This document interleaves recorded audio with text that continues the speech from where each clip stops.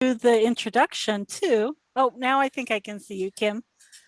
You want to Hi, get us started? everybody. Yeah, welcome to this, the first of our 2 February Stay Connected webinars. Both February webinars, the focus topic is planning your summer program. I always want to say summer after school program, but then that is a little confusing. But so February 4th's webinar today, we have 2 21st Century Community Learning Center program leaders who are in different communities and have implement different models of summer programs. So they were both kind enough to join us today and offer to share information that we hope will be helpful to all of you. They're going to welcome questions later, and maybe some of you will want to share some of the summer program models that you implement as well. So on behalf of the Get Connected conference partners, I want to welcome all of you and thank you for joining the Stay Connected webinar for today. And please feel free to introduce yourself in the chat so that Heather and Deb, our presenters, know who's here. Our presenters today are Heather Bebout, who is the project director in Schuyler, Nebraska, and Deb Sawyer, who is the project director, among other responsibilities, in O'Neill, Nebraska. So I'm going to let Heather, do you mind getting us started? And thanks again to both of you for your time today. Sure can. Okay, I'm going to share my screen. I made a little slide. It keeps me on track a little bit better. But so we are in our 7th year of summer programming here in Schuyler. We have a large elementary of about 800 students and then 2 rural schools, and then we have a middle school. And so normally for our programming, we have between 250, 300 kids that attend our program in the summer, just to kind of give you an idea of what it looks like. So our schedule, so Kim had just asked a couple of talking points, so I just made my slideshow that way. So feel free to interrupt me if you have any questions, but usually our June summer camp is the first 3 weeks in June. Schuyler does offer a July one that is more based on like reading and that kind of thing, but the June summer camp is based more off of how we do clubs during the after school program in the summer. We offer it from 8 till noon. And then we do have a partnership with our community pool. And so then every day we do take a group of students to the pool. So then we have kids eat lunch. We have a free lunch. And so the kids eat lunch from 12 to 12:30. And then from 1 to 2, every day we take a different group. So it could be first grade or first and second, or third and fourth to the pool for an hour. So, but technically our summer programming ends at noon. This is just something extra that we offer. Can I interrupt you right way? So with one group's going to the pool from 1 to 2, then do the other students just go home after lunch? Yep. So we actually don't monitor the lunch other than for the kids who are going to the pool. And so at noon, technically our program is done. So kids either go eat lunch or they go home. And then we just monitor that one group of kids that we keep for going to the pool. Okay. And then our program looks, I just put the schedule on here, so it might be visual, might help a little bit, but we have 3 weeks of programming. And so we go from 8 to 10 as our first club. And then we have a second club from 10 to 12. So one group of kids will be in a club from 8 to 10 for Monday through Friday. And then a different club from 10 to 12 Monday through Friday. And then the next week they get 2 new clubs. So kind of our clubs are 5 days each. And then so during the whole 6 weeks or 3 weeks, they actually have 6 different clubs that they're able to attend.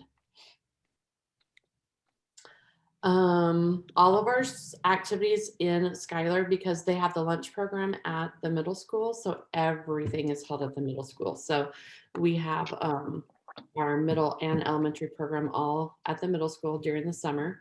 We have 2 groups, kindergarten through 4th grade. We bump our 5th grade up because technically they're sixth graders, and that helps fill up our middle school program a little bit more and makes because of course our big group is our elementary group. And so it helps to make our groups a little bit more even. Yeah.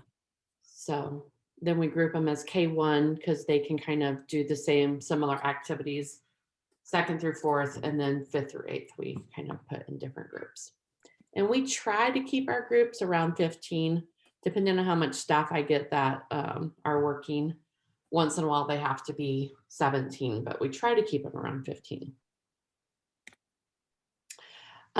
We let teachers choose what they're passionate about because we found that if it's something that they're passionate about, not something I'm telling them to teach, that they are excited to do it. So then the kids are excited to do it.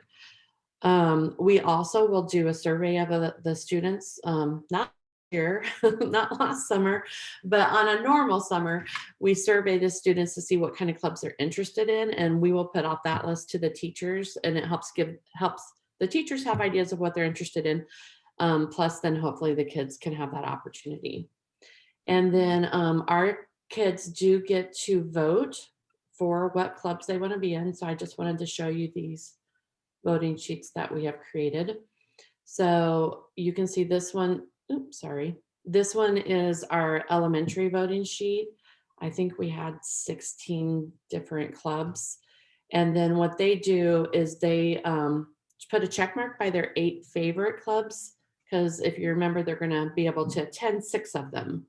And so they put a check mark by their 8 favorite. That way I don't have someone that I've assigned to a soccer club that does not like sports. And so they put check marks by their favorite clubs, and then we work the magic and make it work, which sometimes can be a little crazy when you're trying to place 300 kids in 17 clubs over 3 different weeks in 6 different areas. So by the end of it, we pretty much want to lose our minds, but that's all right. So some of the clubs that we've had, I always have everybody come up with fun names. And so you can see we had Unicorn Crafts and Rainbow Dreams. That was offered actually by the Girl Scouts, and every girl wanted to sign up for that. So highly recommend just naming a club that. So a lot of crafting. We had a dance teacher come in, game clubs, acting. So they did like a readers theater, and then we invite parents in at the end of the week to watch their performance. Spy Kids, that was a really cool one. They had to find fingerprints and find the clues and solve the mystery of who ate the cookies. It was me one year. And then different sports clubs, because we have a field house, so we can offer different kind of sports clubs. So you can see this is our set of clubs. So I think there were over 20.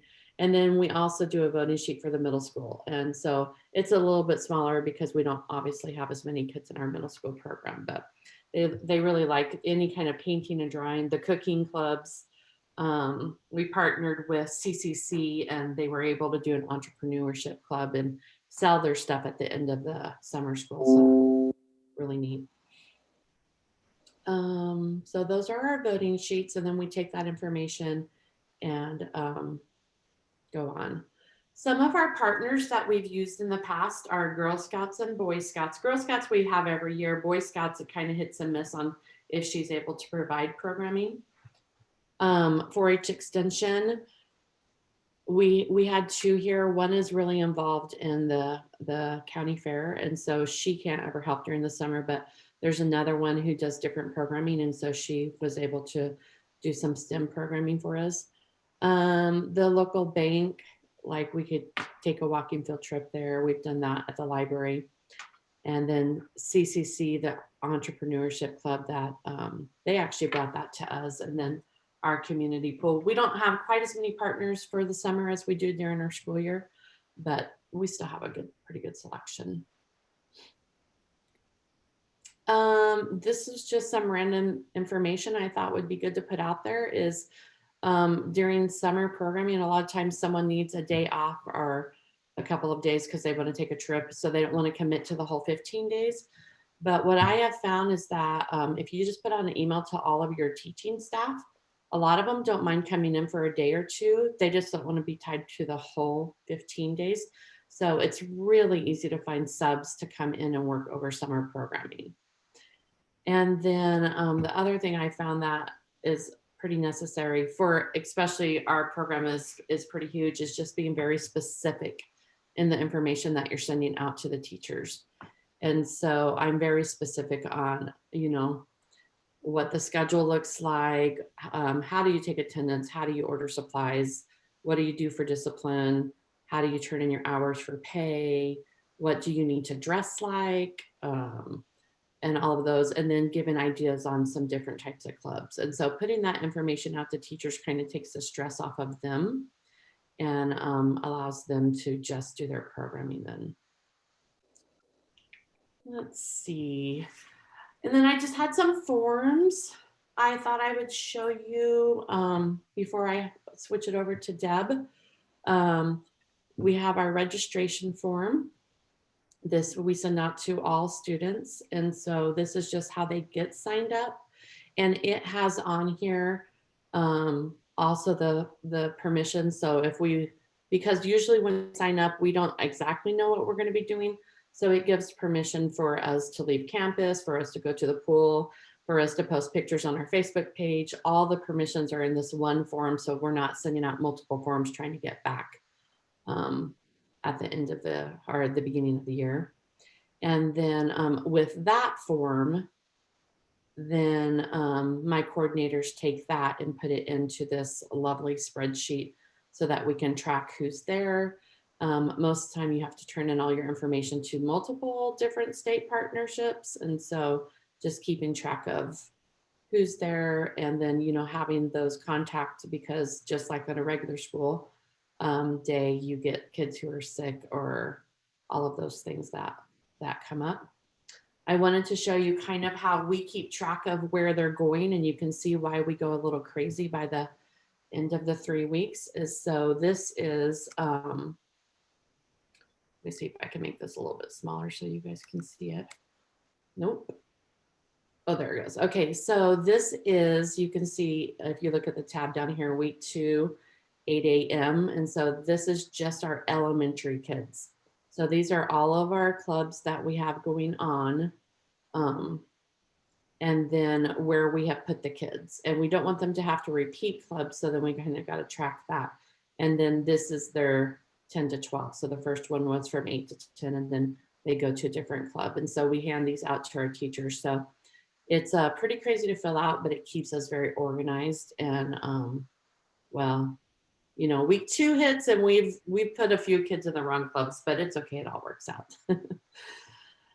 And then attendance sheets. So I've created this Google form that teachers can just go in and put their attendance, and it tracks the amount of kids that we've had for the day. So we have that number. And then it makes it easy for us to turn in information for 21st Century and for state funding that we get for that. So I talked a lot, but feel free if you want any of those, I'm happy to send them to you. Or if you ever just have some questions, we've been doing this for quite a while now. I have some answers, but maybe not all of them. So, but anyways, or if you want this slideshow, I'm happy to send it to you. So you just have all those links. So anyways, okay, I'm gonna stop. Heather, do you mind if we post your PowerPoint? Are those hot links in the PowerPoints? They are. Let me just change them so that it's a copy so they don't mess up our copies. Yes, we don't want to mess anything up. Yeah, and then I'll send it to you. Will that work? Yeah, thank you. Yep.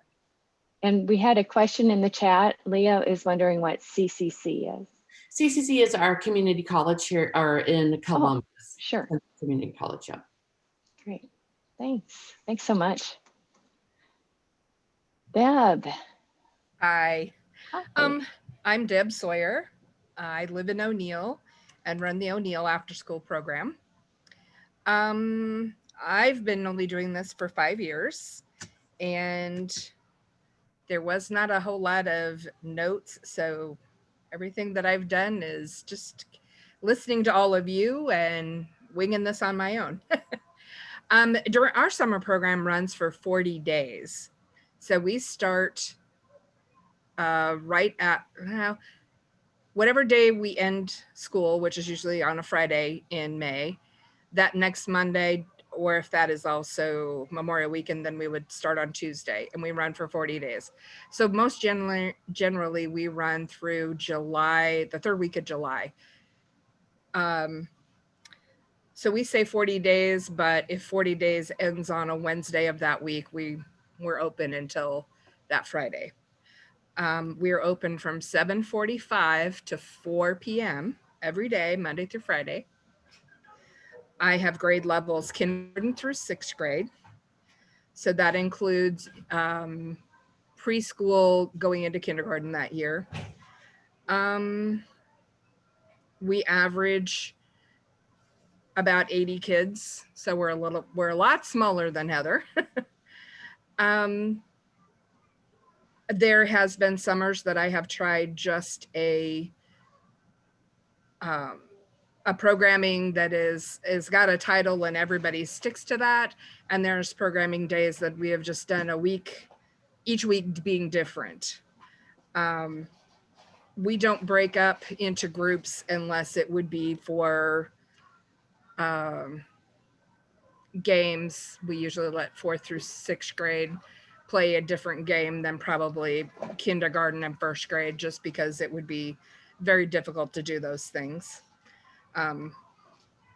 We have community partners of Bright Horizons, Nebraska Game and Parks, NPPD, the Nebraska Forest Service, the library, Pinnacle Bank, the 4-H Extension Office, and also the community pool.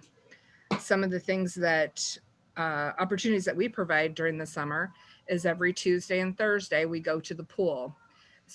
Our pool is across town, so we do have to bus them to the pool and back.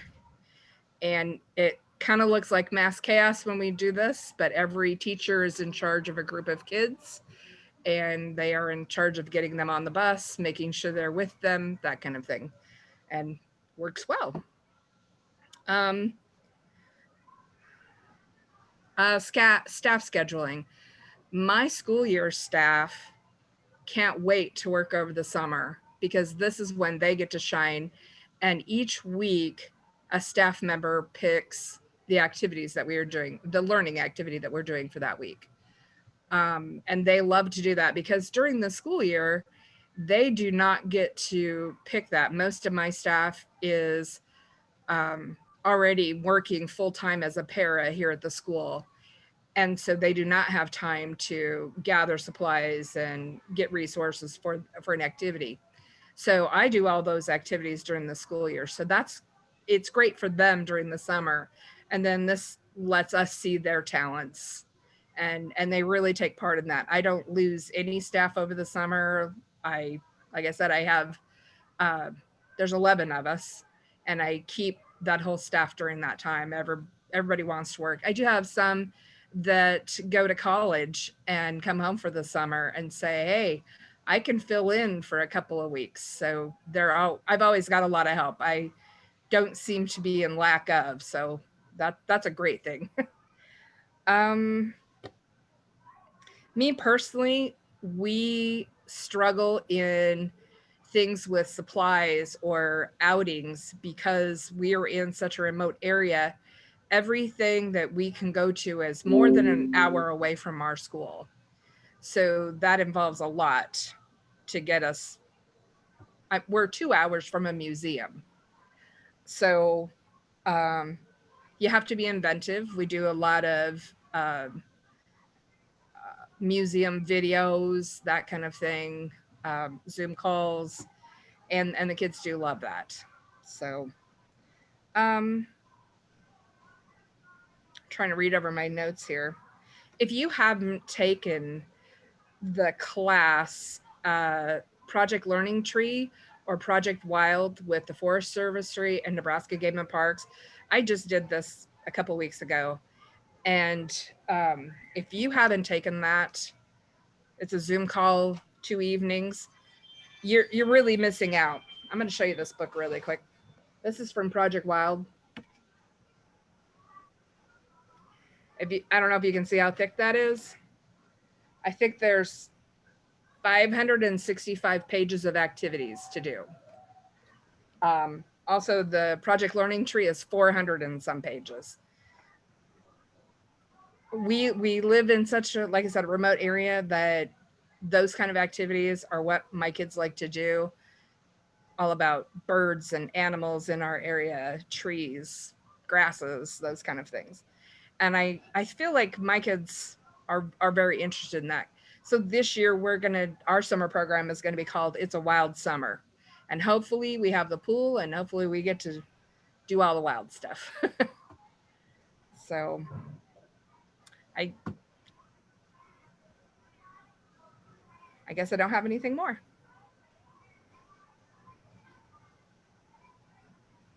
That was perfect timing because we've just got a few minutes left to Yeah. give people a chance to ask questions.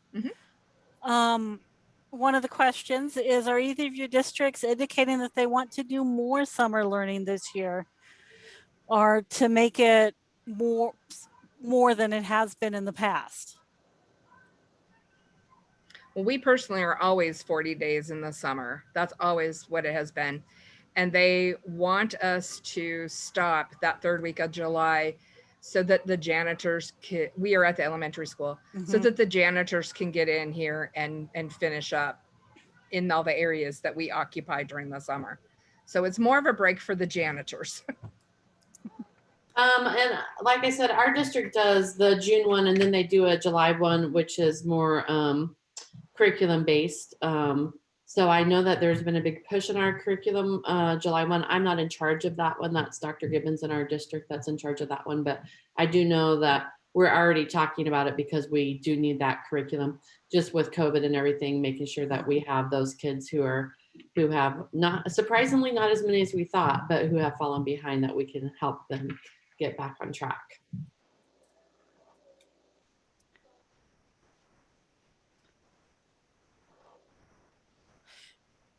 Our next webinar in 2 weeks, Kim will give us the date, I don't remember, is going to be resources from Beyond School Bells for summer programming. And I have a few things from 4-H too. So we are coming back to this with ideas, but we're thinking more on the curriculum side. And there's a lot of practical aspects of running a summer program. And Deb and Heather are definitely our experts there. Does anybody have questions about the practicalities of pulling together? I mean, both of you have huge programs. Deb, that's a lot of hours of programming time you're doing, and Heather, a lot of kids coming through your program. So any questions for these two experts?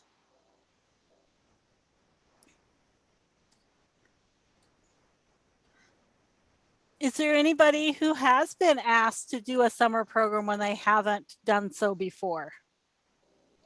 Or anybody implementing one that wants to share just a little bit of a different model?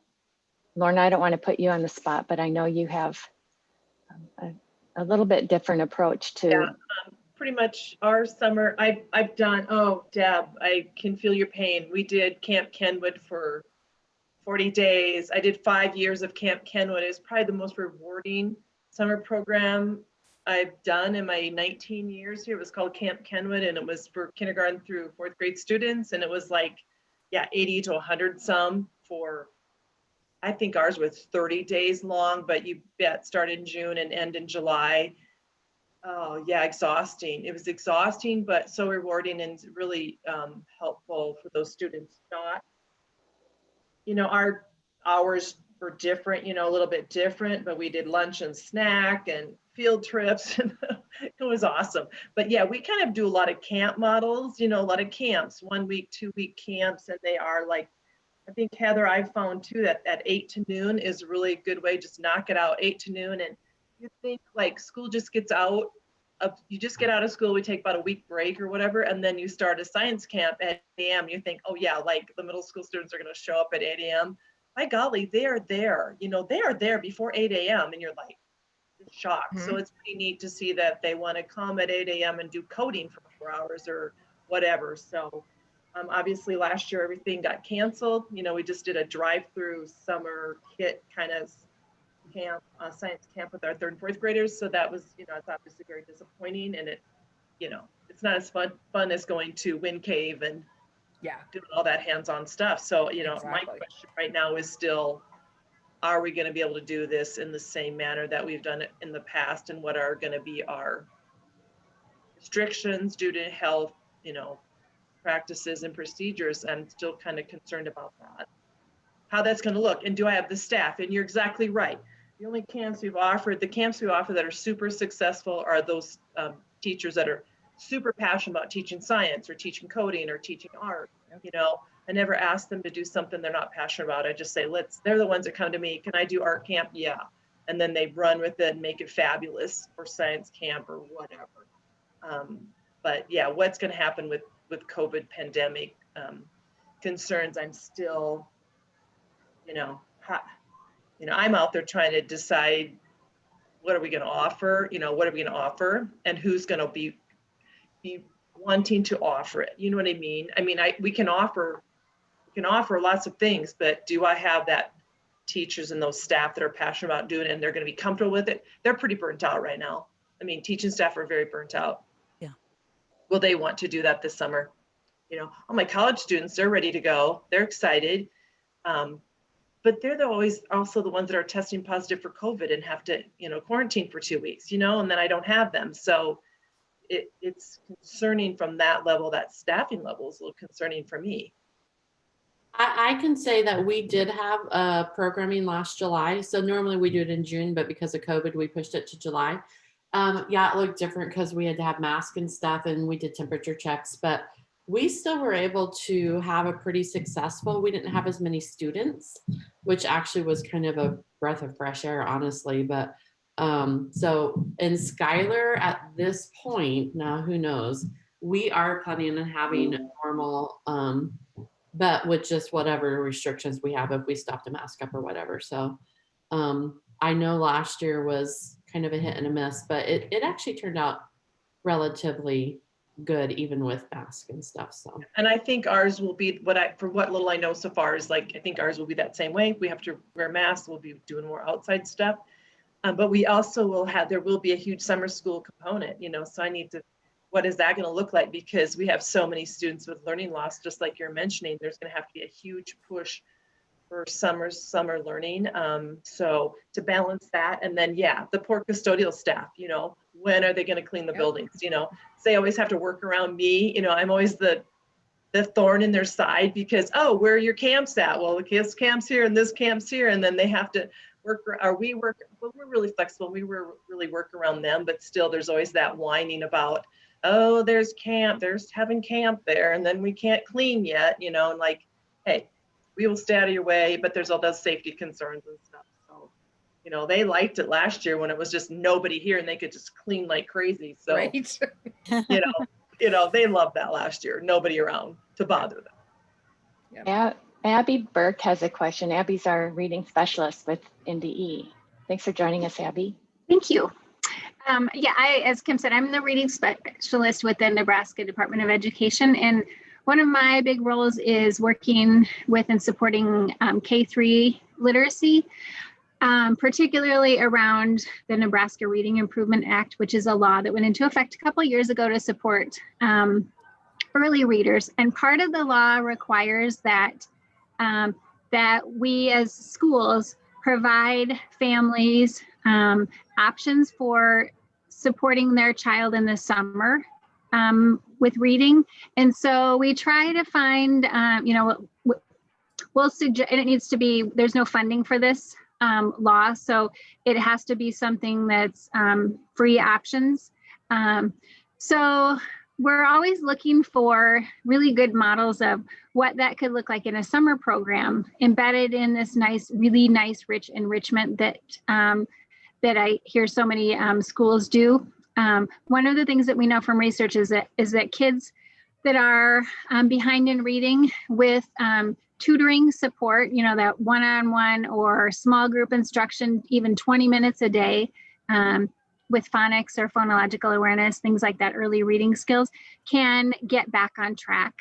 And so we're always looking for really good models for that. So that are embedded again within your summer enrichment program. So if anybody has something like that, that they could either share with me, tell me about the logistics of it, what that looks like.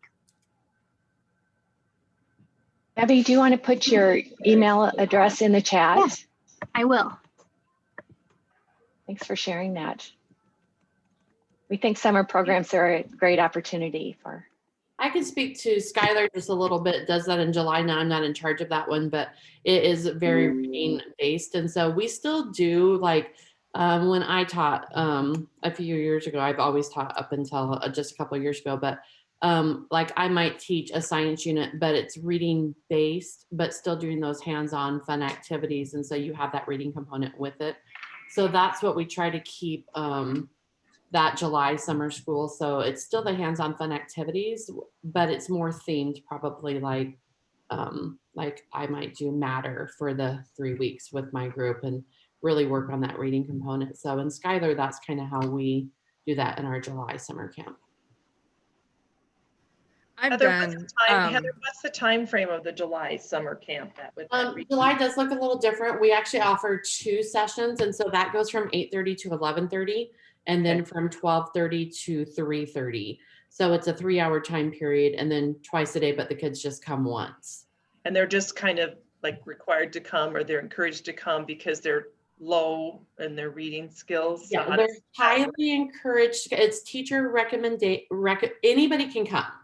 All people can come, but like we already are making a list for when we have parent teacher conferences in March, that we're sending those home with the parents who we're really encouraging. Hey, we really need your kids to come here. And then we sell it as it's still fun. I mean, it's still a fun thing to do, but it has it's a really heavy on the reading side of it. So. And Heather, how are you going to share your stuff with Kim, or is it going to be in the chat box? Your slide? Well, I'll share it with Kim and then have her share it out, because I have to go and unlink I don't want anybody changing my actual documents. So Yeah. Okay, we can post it. I would appreciate that. That'd be helpful, some of those forms. Yeah. Okay. Yeah. Thanks. Yeah, we'll post it on the Stay Connected side if that's okay with Heather. And maybe, do you mind sharing your club list too? I think people might be interested in that. yeah, I'll share all of the forms. I'm Okay. going to unlink them from I'll make copies of them and unlink them. That way, if people change them, it doesn't hurt my feelings. Thank you. Were there other comments or questions?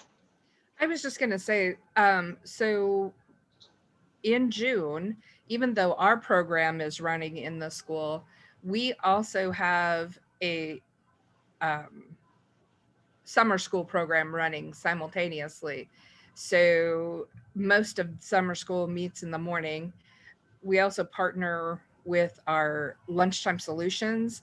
So we offer free breakfast and free lunch to students.